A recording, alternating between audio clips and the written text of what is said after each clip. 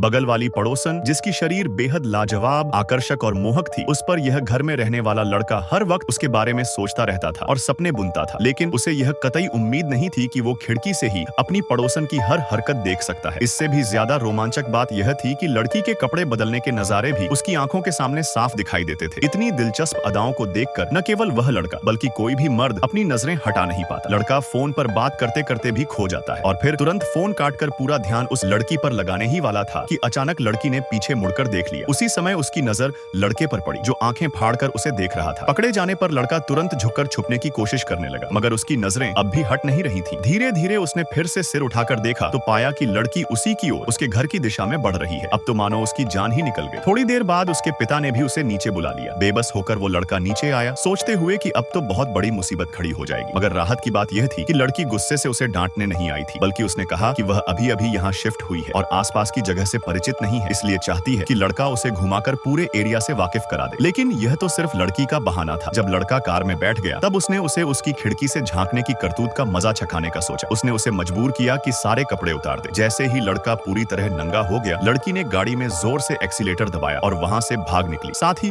उसके सारे कपड़े भी ले गए। अब बेचारा लड़का केवल नंगे शरीर के साथ सड़क के किनारे कांपने पर मजबूर रह गया।